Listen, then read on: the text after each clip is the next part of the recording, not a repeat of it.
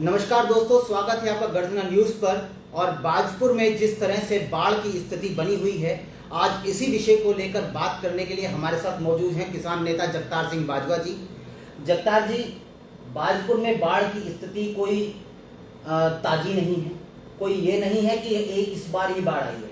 करीब 15 वर्षों से बाजपुर में लगातार बाढ़ आ रही है। इसका स्थायी समाधान अभी तक नहीं हो पाया है। आज जिस तरह से बाढ़ के हालात हैं, बाजपुर में जिस तरह से लेवना नदी का पानी जो है लोगों के घरों में घुसा है, नैनीताल हाईवे हो, वार्ड नंबर 13 हो, लोगों घरों में पानी पानी हो चुका है। ऐसे में इस स्थिति को देखते हुए क्या कहना चाहेंगे?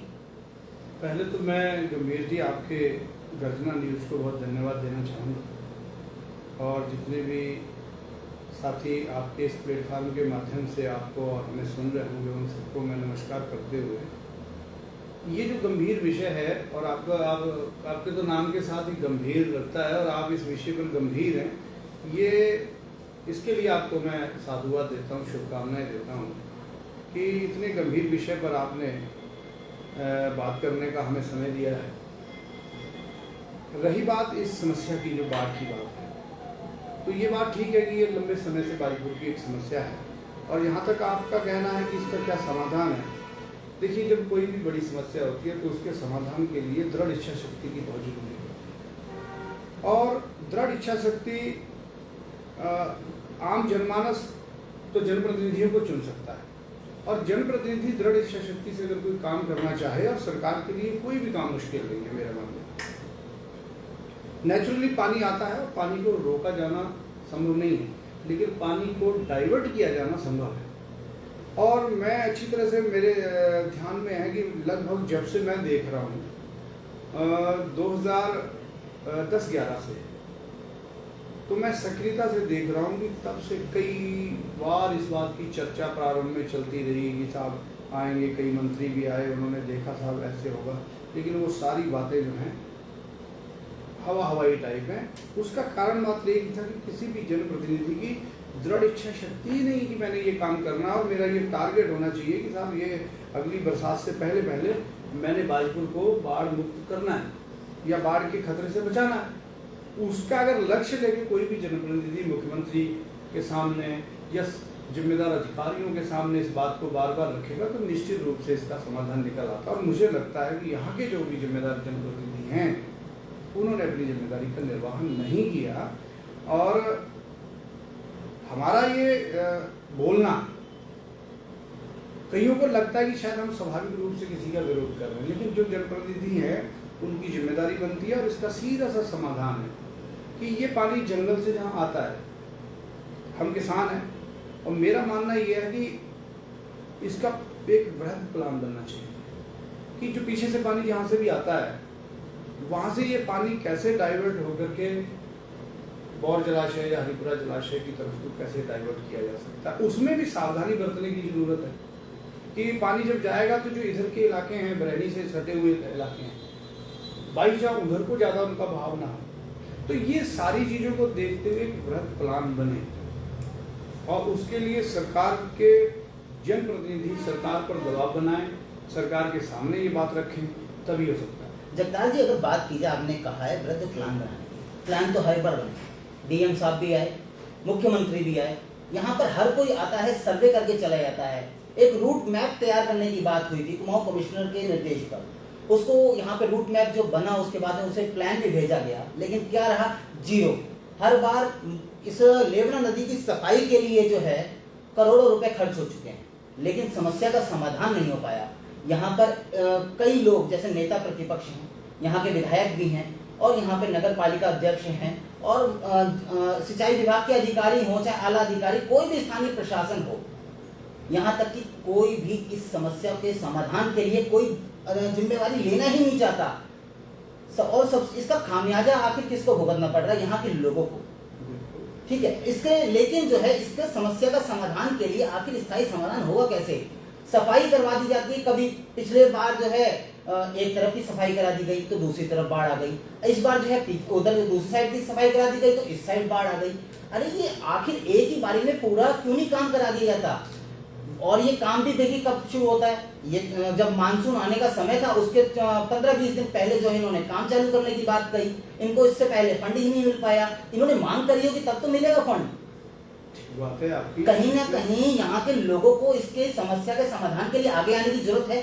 देखिए लोग क्या करें, लोग बेचारे आज सड़कों पे मैंने जैसा देखा, और हकीकत की बात है मुझे तो उधर को जाने को मन नहीं हुआ, इतना शर्म आई कि हर बार ये बेचारे इस तरीके से पानी में परेशान होते हैं, कितना नुकसान हो जाता है। आज आप समझ लो कि बाजपुर शहर में तो थोड़ा पानी नहीं आया, बाकी सारे इलाके में पानी रहा, और एक वो बच्चे की भी मौत हो गई। तो इतनी गंभीर स्थिति के बीच में चिंतन तो जनप्रतिनिधियों को करना चाहिए ना, इस पे दबाव सरकार पे जनप्रतिनिधि बना सकते हैं, पब्लिक तो जनप्रतिनिधि पे दबाव बना सकती है। और हमारा दुर्भाग्य ये है कि आज जनप्रतिनिधि को अगर कोई कहेगा तो वो जनप्रतिनिधि ये नहीं समझता कि मैं कुर्सी पे बैठा हूँ इसलिए मुझे कोई कह रहा है, वो ये समझता कि मेरे से साथ दुश्मनी है, इसलिए भैया हम तो किसी को कह ही नहीं रहे, हमने तो इस बार ट्रंप को जिम्मेदार ठहराया कि अब किसको कहें। आप देखिए 2012 से नेता प्रतिपक्ष यहाँ पर 15 वर्ष से हैं, इस बीच वो मंत्री ही रहे, पावर में ही रहे, दोनों सरकारें भी उन्होंने देख ली, बीजेपी की भी कांग्रेस की भी, और 3 टर्म से यहाँ कांग्रेस का चेयरमैन भी है, कांग्रेस का यहाँ ब्लॉक प्रमुख भी कांग्रेस के रहे। आज अगर हम बात करेंगे साहब, अगर पूछेंगे नेता प्रतिपक्ष जी से कि साहब ये बाजपुर की समाधान क्यों नहीं हुआ, तो कहेंगे साहब ये तो हमारा वैसे विरोध कर रहे हैं, जबकि ये वाजिब सवाल है, हम किससे पूछेंगे। नहीं वो तो बीजेपी में रह चुके, तब भी बाढ़ आई थी। हाँ, मैं वही कह रहा हूँ, ये नहीं है कि वो इस समय जो है यहाँ पे कांग्रेस में है तभी बाढ़ आ रही है, वो तो बीजेपी में तब भी बाढ़ आई थी। हाँ, मैं वही कह रहा हूँ कि अगर हम पब्लिक के लोग अगर पूछेंगे तो इनसे नहीं पूछेंगे तो किससे पूछेंगे कि भाई हम क्यों डूब रहे हैं। अब बीजेपी में आ जाओ, आप बीजेपी की देखिए लगातार सरकार है, पिछली टर्म भी सरकार, अब भी बीजेपी की सरकार, 2 बार से एमपी भारतीय जनता पार्टी का बंदा, ठीक है। भारतीय जनता पार्टी वालों से कहो तो वो कहते हैं साहब हमारी कोई गलती नहीं है, हम तो बहुत विकास करवा रहे हैं, और नेता प्रतिपक्ष या उनके प्रतिनिधियों से कहो तो वो कहते हैं साहब विकास बहुत हो रहा, हम विकास पुरुष हैं। स्वयंभू विकास पुरुष का जो एक तमगा सब लिए पड़े हैं ना, वो विकास धरातल पे दिखना चाहिए, हमारा ये कहना। मैं किसी का विरोधी नहीं हूँ, आज भी मैं आपके साथ में इस प्लेटफॉर्म पे बात कर रहा हूँ, इस समय अगर जो भी देख रहे होंगे इस चैनल को आपके देख रहे होंगे, मेरी बात को पॉजिटिवली ले रहे होंगे वो कि यार ये वाजिब बात है, कैसे समाधान हो। वो ये सोच रहे होंगे यार ये क्यों बोल रहा है, यार इसका क्या मतलब है, इसको कैसे निपटाया जाए, मेरे साथ वालों को फोन आने लग जाएंगे, ये इसे निपटाओ किसी तरीके से, समस्या ना निपटे बाजपुर की, लेकिन बाजवा निपटे किसी तरीके से, क्योंकि वो क्वेश्चन करता है, क्योंकि वो सवाल करता है। कहीं ना कहीं कुल मिला के लोगों को इसमें डाइवर्ट करके, क्योंकि एक सबसे बड़ा कारण क्या है, ये बाढ़ के बाद में 5,000 रुपए की सहायता राशि एक सबसे बड़ा कारण है। हर साल आती है बाढ़ और 5,000 रुपए लोगों को थमा करके और उनको जो है इस जो स्थायी समाधान की ओर, ताकि वो रुख ना कर सकें, उसे डाइवर्ट कर दिया जाए। कहीं ना कहीं प्लान राजनीति का तो नहीं है कि इसके ऊपर राजनीतिक रोटी सेकी जा रही हो। देखो जी, ये टोटली राजनीतिक मामला है। जब बिना काम किए आपकी वोटें प्राप्त हो रही हैं तो काम करने की जरूरत क्या है। कांग्रेस पार्टी इसलिए खुश हो जाती है, वो भारतीय जनता पार्टी पे ठीकरा फोड़ देती है। भारतीय जनता पार्टी वाले इसलिए खुश हो जाते हैं ठीकरा फोड़ के कि साहब ये तो नेता प्रतिपक्ष और वो जाने, वो यहाँ के प्रतिनिधि हैं। तो इस तरीके से बाजपुर की जनता का नुकसान हो रहा है। और मैं यही कहना चाह रहा हूँ जनप्रतिनिधियों से, देखो हमारा किसी से व्यक्तिगत कोई वो नहीं है, हम कहना चाहते हैं कि आज नेता प्रतिपक्ष को भी इस पर जवाब देना चाहिए कि आखिर आपके 3 टर्म के बाद भी अगर बाजपुर की स्थिति है और आप किस मुंह से यार लिखवा लेते हो अपने चेहरों से विकास पुरुष।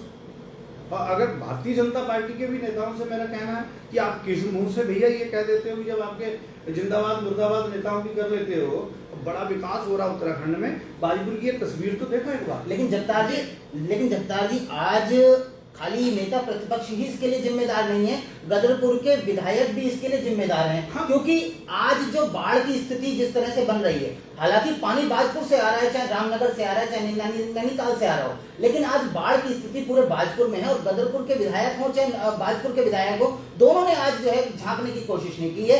लोगों का दर्द जानने के लिए आज बिल्कुल नहीं आए हैं। उसके लिए कहना चाहेंगे क्योंकि अरविंद पांडे जी भी इसके लिए पूरे जिम्मेदार हैं। गंभीर जी, मैं जो कह रहा हूँ, अब मैं वही कह रहा हूँ, अगर हम इधर कहें तो कहेंगे हमें क्यों कहते, उधर कहें तो क्या कहते हैं। मैं दोनों पार्टियों की बात कर रहा हूँ, कांग्रेस और भारतीय जनता पार्टी इसके लिए बराबर की जिम्मेदार है। चाहे उसके लिए कोई भी जनप्रतिनिधि हो। ये दोनों बराबर जिम्मेदार हैं। इसके लिए मैं खुले मन से कह रहा हूँ, आएंगे। यहाँ रिवाज बन गया है बाजीपुर में कि जब नुकसान हो जाए, बहुत आ जाए, तो फिर बाद में आएंगे, पता लेने आएंगे हॉस्पिटल में, या उनके घर में 100-200-400 रुपए देने आएंगे, और फिर उस पर हमने बहुत सहायता कर दी, वाहवाही लूटने आएंगे। समाधान पर कोई चिंतन नहीं है। ये बाजीपुर के लिए चिंता का विषय है। और मैं निश्चित रूप से, मैं तो भाई सवाल कर सकता हूँ, बाजीपुर के लगभग 20% लोगों ने हमें अपना मत दिया भारतीय जनता पार्टी और कांग्रेस के बाद। तो मैं उन लोगों की आवाज बन के मैं क्वेश्चन जरूर करता रहूंगा जो हमारे बस की बात है। अब ये जनप्रतिनिधि हैं, इनको जिस दिन इनको आत्मग्लानि होगी, जिस दिन इनके दिमाग में ये बात आएगी कि हमारी जिम्मेदारी बनती है, तो उस दिन बाजीपुर का समाधान होगा। और ये सरकार के लिए कोई मुश्किल काम नहीं है। मैं कह रहा हूँ नेता प्रतिपक्ष ही पहले मुख्यमंत्री के सामने बैठ जाएं कि मेरा बाजीपुर डूब रहा है, मैं उठूंगा नहीं तब तक जब तक समाधान नहीं होगा। लेकिन चिंतन किसे है बताइए? बाजीपुर के 20 गांव की जमीन है, किसने आज तक मुख्यमंत्री के सामने धरना दिया है? बताओ, कौन से जनप्रतिनिधि ने दिया है? लेकिन आज सबसे बड़ा दुख की बात, बाजीपुर को कोई बचाना नहीं चाह रहा। और मैं सीधा बात कह रहा हूँ, बाजीपुर को लोग लूटना चाहते हैं और बड़े आराम से लूट रहे हैं, लूट के चले जाएंगे अगली बार। और यहाँ के जो नेता हैं, जो भारतीय जनता पार्टी के नेता हैं, वो इसी में खुश रहते हैं कि हमारी फोटो बड़े नेता के साथ आ गई, बात खत्म हो गई। लेकिन जगतार जी, आज बड़े दुख की बात है, एक 11 वर्षीय मासूम बच्चे की जो है पानी में डूबने से मौत हो गई है। और ये बाढ़ जो है अभी तक, हालांकि अगर देखा जाए, मैंने जब से हम यहाँ पर देख रहे हैं कि मौत नहीं होती थी, आज पहली बार मुझे लग रहा है कि बाढ़ में डूबकर जो है यहाँ पे एक मासूम बच्चे की मौत हुई है। कितना दुर्भाग्य की बात है। और इस पर आपका क्या कहना है? रमेश जी, ये बहुत ही दुखदायी घटना है। आज जिस परिवार का बालक चला गया, ये तो उस परिवार की मनोस्थिति की कल्पना की जा सकती है। लेकिन हमारी संवेदनाएं जब जनप्रतिनिधियों की मर जाती हैं ना, तब नुकसान होता है। आज हमारे जनप्रतिनिधियों में कोई संवेदना नहीं है। वो आपदा को भी अवसर में देखते हैं और एक दूसरे पे ठीकरा फोड़ करके खुश हो लेते हैं कि चलो मैंने तो उसके सिर पे डाल दी, वो कहता मैंने उसके सिर पे डाल दी। आप आज बाढ़ से एक नौजवान खत्म हो रहा है। बहुत से लोग इस बात को बता नहीं पाए कि कितने लोग 20 गांव की जमीन की वजह से चल रहे थे, जिनको हार्ट अटैक हो गया। मैं आपको नाम बता सकता हूँ। उनके घर वालों ने इस बात को बोला नहीं कि उनके सिर पे लोन है, और वो बेचारे खत्म हो गए। और कितने लोग आत्महत्या करेंगे आगे आने वाले समय में। मैं कह रहा हूँ बाजीपुर में अगर इस तरीके से आर्थिक नुकसान होता रहा तो जो बेचारे ये दुकानदार हैं कहाँ जाएंगे? किस स्थिति में मामला पहुंचेगा? आज जो बालक खत्म हुआ है उसके लिए बहुत हम तो संवेदना व्यक्त कर सकते हैं और मांग कर सकते हैं कि देखो, वो उस बालक की भरपाई नहीं हो सकती, लेकिन उस परिवार की जितनी भी मदद हो सके वो सरकारी तौर पर होनी चाहिए।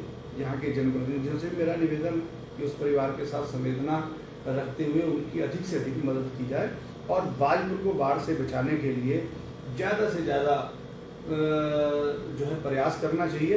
और भैया, हम किसी पे आरोप नहीं लगा रहे, इसलिए हमने तो कल 10 बजे का ट्रंप का पुतला फूकने का कार्यक्रम रखा है कि भारतीय जनता पार्टी वालों का फूकेंगे, कहेंगे नेतागिरी कर रहे हैं, हमें बदनाम कर रहे हैं। कांग्रेस वालों का फूकेंगे तो साहब ये हमें बदनाम कर रहे हैं, ये नेतागिरी कर रहे हैं।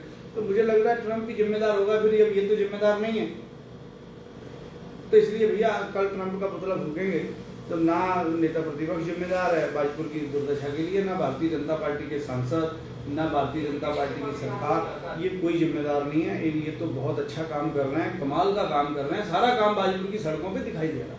अगर बात की जाए लास्ट के समय में, क्या कहना चाहेंगे कि किस तरह से इस मुहिम को आगे बढ़ाया जाए कि जिससे जो है लेवड़ा नदी की समस्या का स्थायी समाधान की ओर रुख हो, और आखिर कैसे इस समस्या का स्थायी समाधान किया जा सकता है?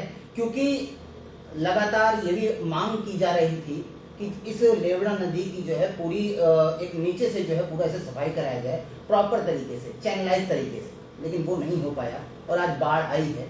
आप क्या कहना चाहेंगे?